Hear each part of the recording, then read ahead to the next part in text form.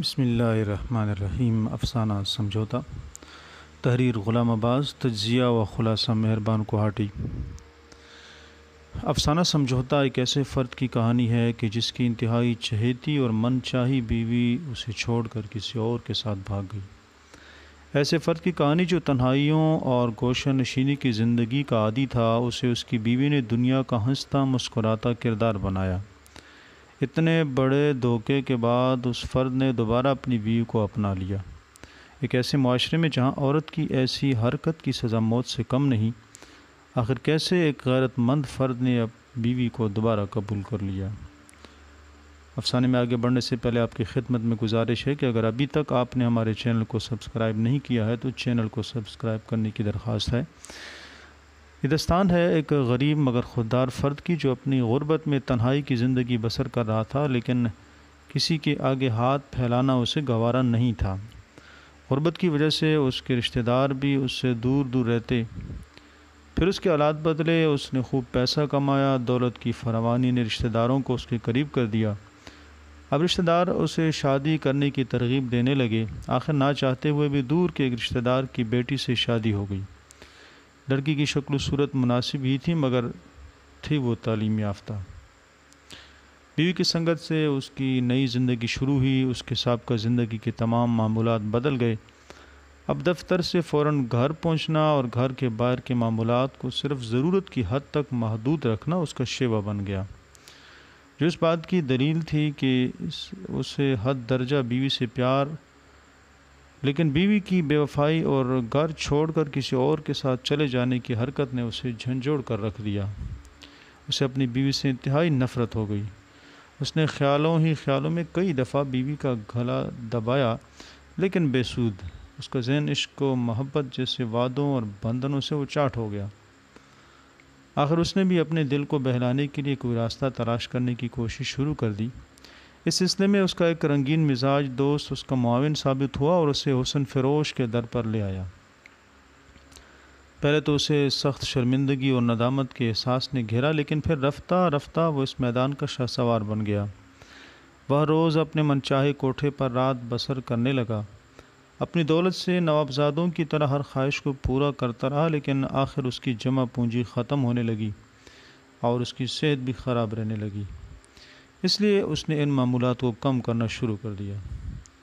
ایک دن وہ گھر میں موجود تھا کہ گھر کے دروازے پر دستک ہوئی۔ دروازہ کھولا تو دیکھا سامنے اس کی مفرور بیوی کھڑی ہے۔ وہ بڑی مشکل سے اسے پہچان پائے، کیونکہ وہ انتہائی بری حالت میں تھی۔ پراگندہ بال، میلے کچیلے کپڑے، دھنسی آنکھیں، داغوں سے بھرا چہرہ۔ اسے محسوس ہو جیسے کوئی کتیا کتوں کے ساتھ کیچڑ میں لوٹ پوٹ ہو کر آئی ہو۔ وہ بھی اس کی حالت پر غور کر ہی رہا تھا کہ اس کی بیوی اس کے قدموں میں گر گئی اور زار و قطار رونے لگی۔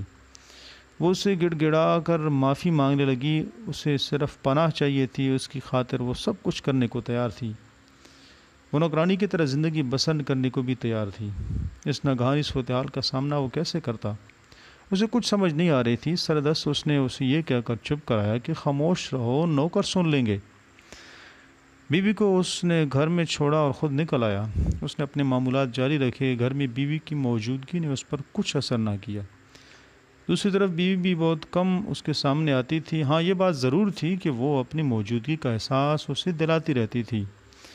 مثلاً وہ صبح سویرے بیدار ہوتا تو اس کے سامنے گلدان میں تازہ پھول پڑے ہوتے۔ دفتر جاتا تو استری شدہ کپڑے اور پالش شدہ جوتے اس کے منتظر ہوتے۔ لذیذ اور چٹخارے دار کھانے اس کی میز پر چنے ہوتے۔ ہفتہ بھر دفتر میں انتہائی مصروفیت کی وجہ سے وہ بازار حسن کی طرف نہیں جا سکا تھا۔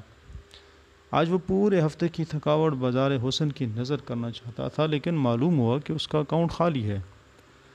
پیسے اس کے پاس نہیں تھے۔ اس نے گھر سے وہ انگوٹھی اٹھائی جو کسی وقت اس کی بیوی نے اسے لے کر دی تھی۔ اس نے اسے بیچنے کا فیصلہ کیا۔ بازار لے کر گیا، لیکن بغیر بیچے واپس لے آیا۔ پھر سوچا چلو آج خالی جیب بازار حسن سے گزر کر جاتے ہیں، دیکھتے ہیں کہ یہ نظارہ کیسا رہے گا۔ بازار میں باہر سے ہر طرف بالا خانوں میں رقص و سرود کا سماج جاری تھا، لیکن کوئی بھی اس کا ہاتھ تھامنے والا نہ ملا۔ چلتے چلتے اس کے ذہن میں اس کی بیوی کا خیال آیا۔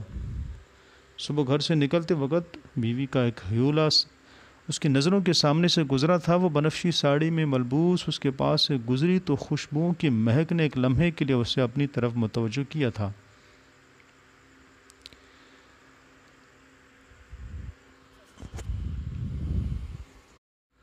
وہ بالکل بدل چکی تھی، اس کی شکل و صورت بھی پہلے کی طرح نہیں رہی تھی، بلکہ حسن و جوانی سے بھرپور ایک خوبصورت عورت بن چکی تھی۔ اس کی بیوی میں ایک فرق ضرور آیا تھا کہ وہ پہلے کسی معصوم اور چلبلی ہونے کی بجائے اب ایک سنجیدہ اور شرم و حیا کی پیکر عورت بن چکی تھی۔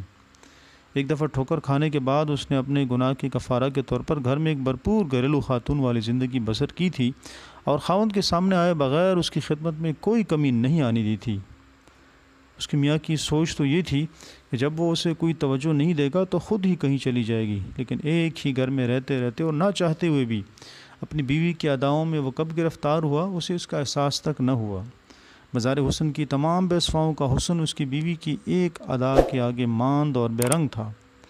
مزار حسن کی ایک ایک عورت کا موازنہ جب وہ اپنی بیوی سے کرتا تو ان میں سے ہر ایک میں کوئی نہ کوئی عیب منہ کھولے اس کی سادگی پر ہنس رہا تھا۔ اس کی بیوی بھی باعصمت نہیں تھی، لیکن یہ بے وفائیں بھی تو گندگی کا ڈھیر تھیں۔ بالا خانے کی سیڑھیاں چڑھتے ہوئے قدموں کی آواز سن کر اس کی نیم خوابیدہ بیوی کا دل بھی کھل اٹھا۔